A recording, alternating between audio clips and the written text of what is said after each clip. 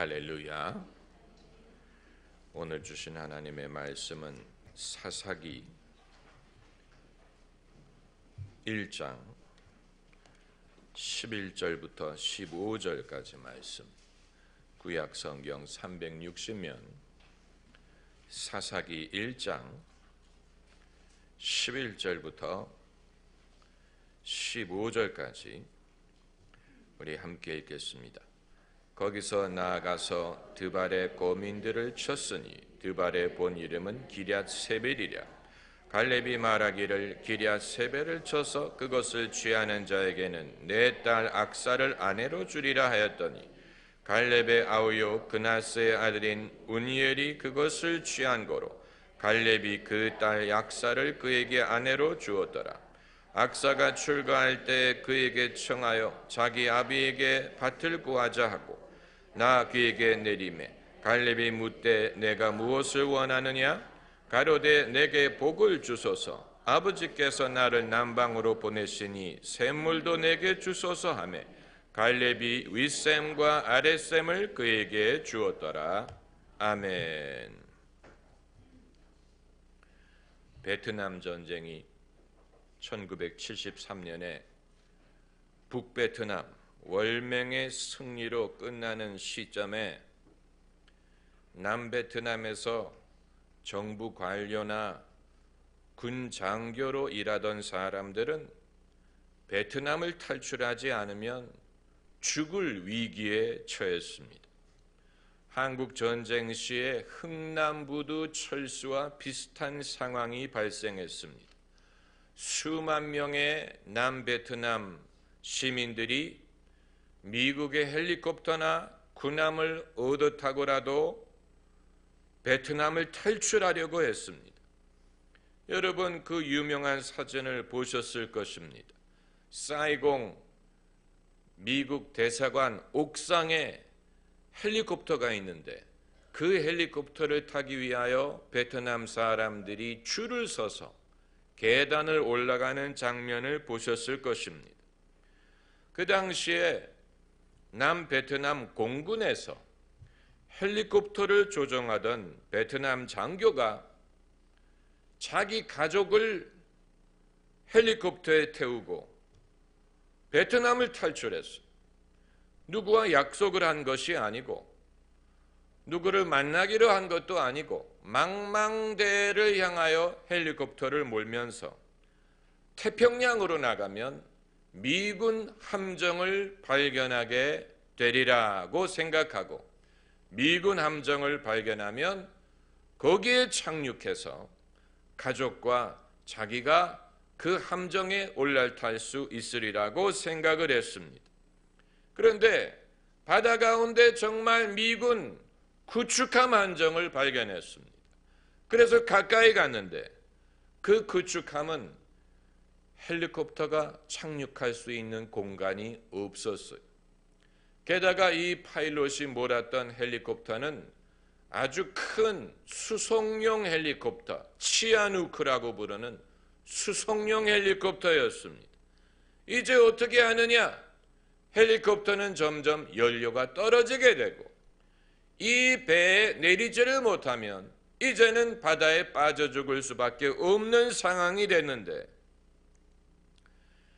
그 배가 17노트의 속도로 항해를 하고 있는데 그 파일럿이 똑같은 속도로 그 배 위에를 날면서 헬리콥터의 창문을 열어서 자기 가족들을 집어던졌습니다.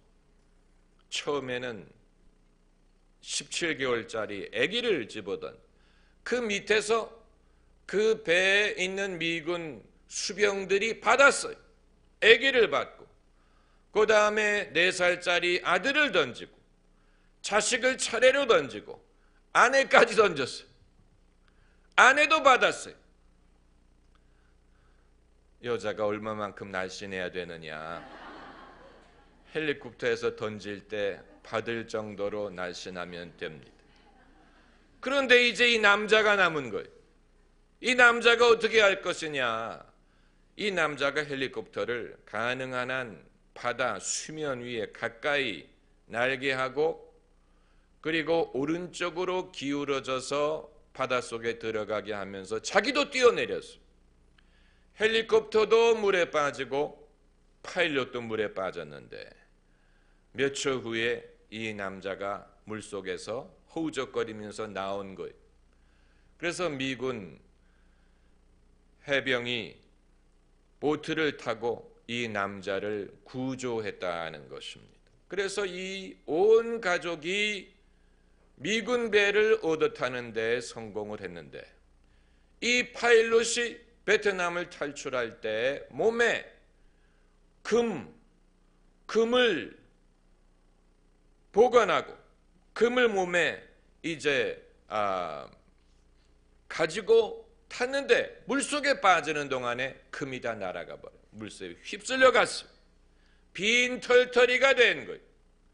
빈손으로 이제 자기 나라는 망하고 탈출하기는 했는데 빈털터리가 되었지만 그들이 미국에 정착해서 자녀들이 다 자라고 그리고 그 당시 5살이었던 아들이 성인이 돼서 자기 아버지의 무용담을 이 다큐멘터리 영화에서 증언을 했습니다. 여러분, 아버지의 역할이 이와 같습니다. 어느 나라든 어느 시대든 아버지의 역할은 무엇이냐? 자기 가족을 보호하고 자기 가족을 위험으로부터 구조하는 것입니다. 큰 위험을 무릅쓰고라도 생명을 건져야 될 의무가 아버지에게 있습니다. 그리고 자기 가족이 살 길을 모색해야 됩니다. 그 아버지가 몸에 지니고 있던 금은 다 잃었지만 가족을 무사히 탈출시켰으니 그 아버지는 대단한 인물이었어요. 몇 년 전에 부자 아버지, 가난한 아버지라는 책이 출판이 돼서 베스트셀러가 된 적이 있지요. 그 제목이 처절한 표현이 부자 아버지, 가난한 아버지, 이 세상에 가난한 아버지라고 불리고 싶어하는 남자는 아무도 없습니다. 만일 누가 자기 스스로를 가난한 아버지라고 생각한다면 그것은 가슴이 찢어지는 일일 것입니다. 가난한 사람이라고 불리는 것과 가난한 아버지라고 불리는 것은 천지 차이. 사람이 비록 자기 자신은 가난하더라도 아버지로서는 가난하고 싶지 않습니다. 예수님 말씀에 너희가 악할지라도 자식에게 좋은 것을 줄 안다고 하셨는데 이 말씀을 의역하면 너희가 약할지라도 자식에게 좋은 것을 줄 안다. 너희가 가난할지라도 자신에게 좋은 것을 주고 싶다라는 말로 의역할 수 있습니다. 어느 아버지도 아들이 떡을 달라 할 때 돌을 줄 자가 없다고 했어요. 모든 아버지는 자식에게 좋은 것을 주고 싶어 합니다. 오늘날 대한민국에 금수저, 은수저, 흙수저를 논하는 것은 그것은 아버지가 좋은 것을 물려주는 것에 대하여 비판하는 것이 아니고 빈부의 격차가 심하고 그 격차가 대물림되는 것에 대해서 한탄하는 것이지 부모가 자식에게 좋은 것을 물려주고 싶은 것은 모든 사람이 마찬가지예요. 근대 사회가 자수성가하는 것을 덕목으로 여기고 존경하고 개척정신 스스로 노력해서 성공하는 것은 높이 평가하지만 그것은 상당히 최근에 가능한 일입니다. 유럽에 대대로 사회 계급이 대물림되는 사회에서는 그런 꿈을 꿀 수 없었습니다. 어느 국가가 처음으로 자수성가의 가능성을 꿈꾸기 시작했느냐? 북아메리카와 남아메리카로 이민했던 민족이에요. 미국만이 아메리칸 드림이 있었던 것이 아니고 남아메리카에도 칠레라든가 브라질이라든가 아르헨티나라든가 신대륙으로 이민해서 구세계에서는 물려받은 것이 없는 사람이라도 신세계로 옮겨가서 거기에서 자기의 꿈을 펼칠 수 있다라는 그런 가능성이 제기되면서 이러한 자수성가라든가 무에서 유를 창조하는 가능성에 대한 믿음을 현대인들이 갖게 된 것이지, 그 이전에는 모든 것은 대물림될 수밖에 없었습니다.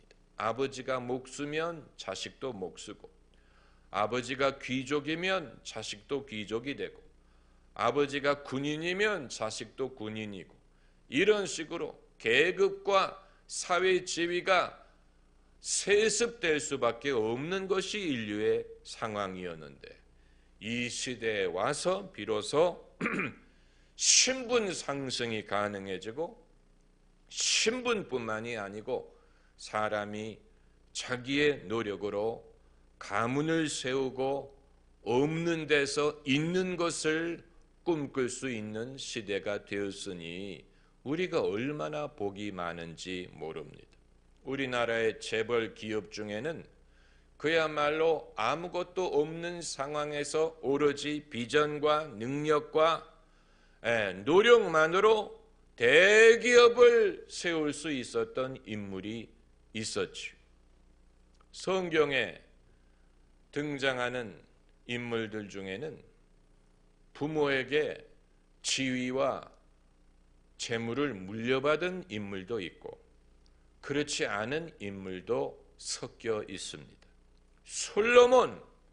솔로몬은 아버지로부터 왕의 지위를 물려받고 재물을 물려받고 영광을 물려받은 대표적인 인물이지만, 야곱 같은 인물은 아버지의 재물은 형님에게 양보하고 본인은 오직 아버지의 영적인 축복만을 받아서 자기가 노력하여 자기 가문을 세울 수 있었던 인물이고, 요셉도 애굽의 종으로 팔려가서 종살이를 하다가 바로에게 발탁이 돼서 무에서 유를 세울 수 있었던 인물이고, 다윗도 평범한 집의 막내 아들이었는데 하나님의 기름 부으심과 부르심으로 이스라엘의 가장 위대한 임금이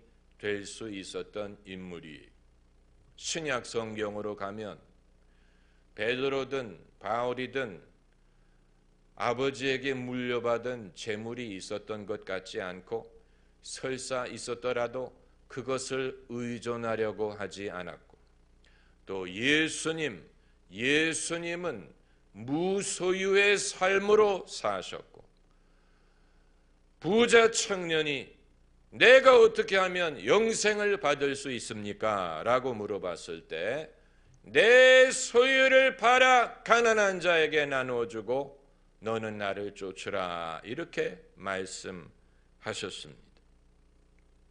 그럼에도 성경 말씀에는 잠언 19장 14절에 집과 재물은 조상에게서 상속하거니와 슬기로운 아내는 여호와께로서 말미암았느니라. 그러니까 부모가 집과 재산을 물려줄 수 있더라도 슬기로운 아내까지 만나게 해줄 수 있는 것은 아니라는 얘기고, 그건 하나님이 인도하셔야 된다는 얘기예요.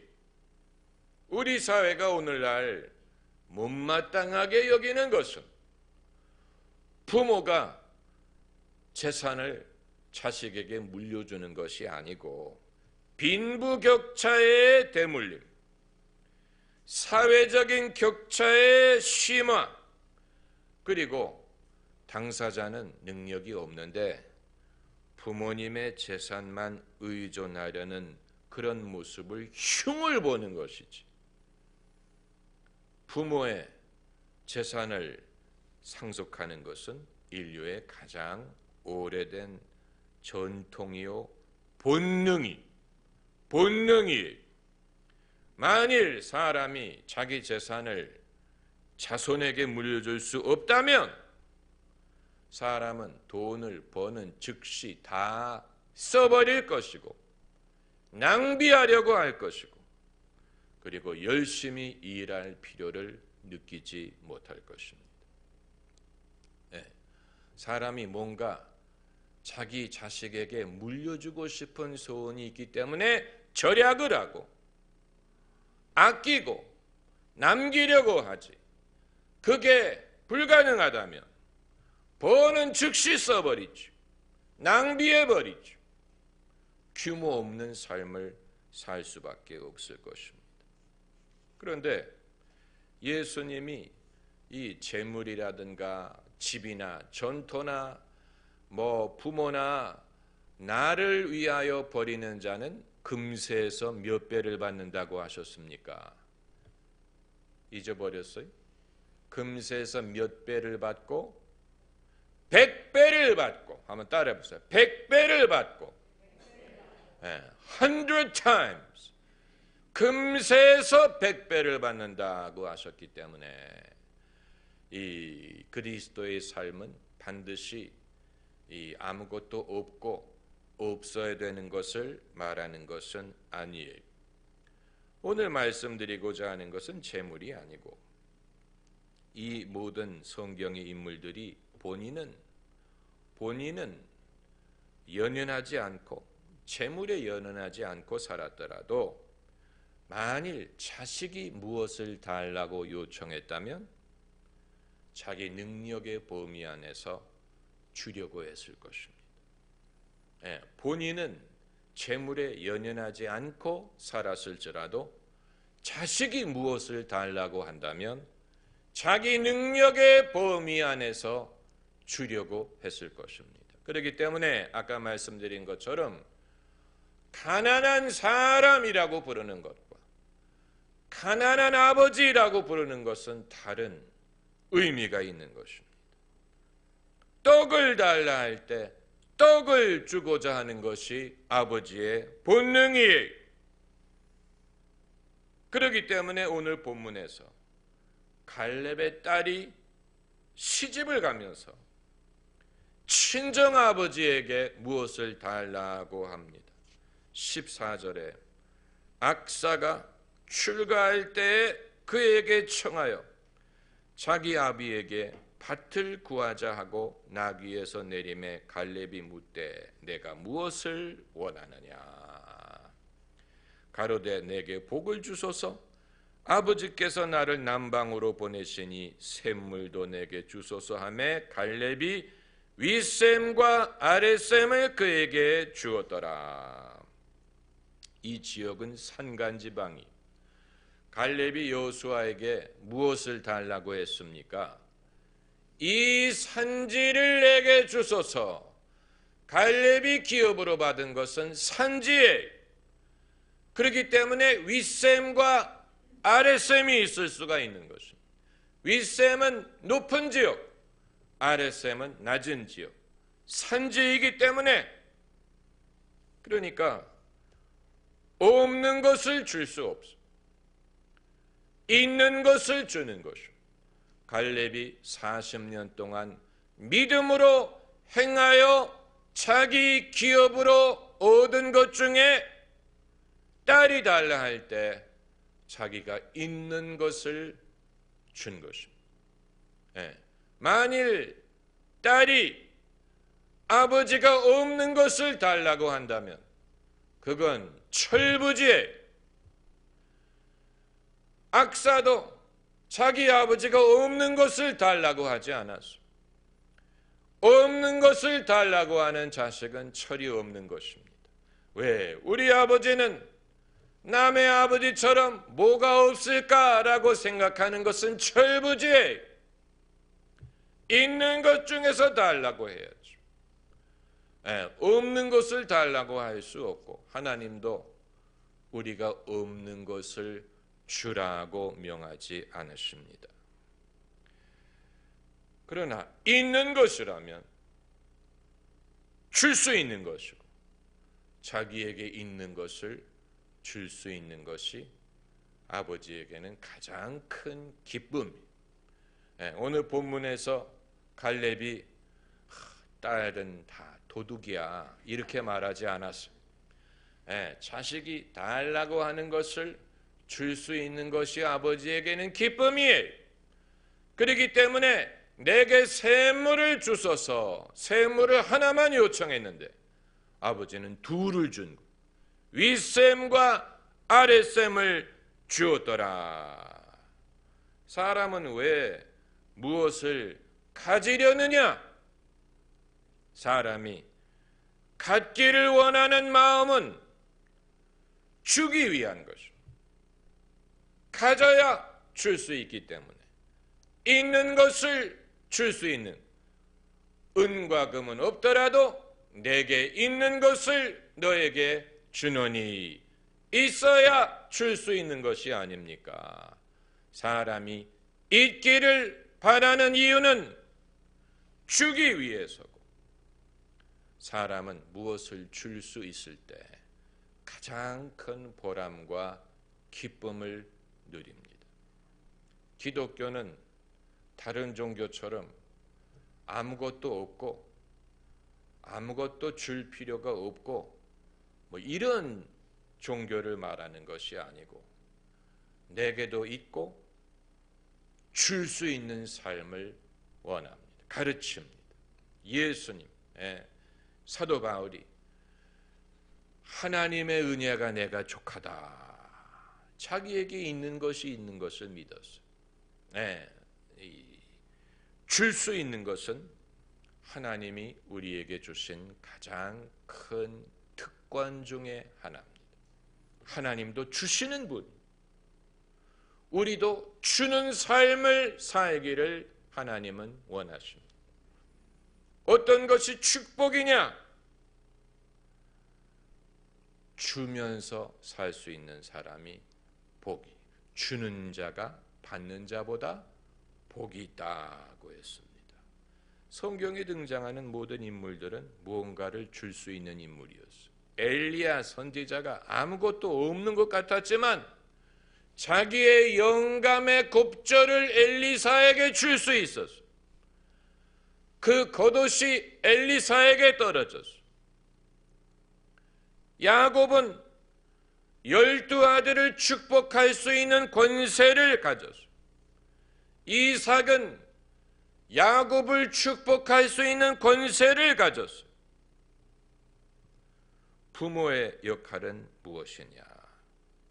결국은 주는 것입니다. 부모의 역할은 주는 것입니다. 없는 것을 줄 수 없어요. 있는 것을 줍니다. 우리가 줄 수 있는 능력을 하나님께 구한다면 하나님은 그 요청을 들어주실 것입니다. 할렐루야. 기도하십시다.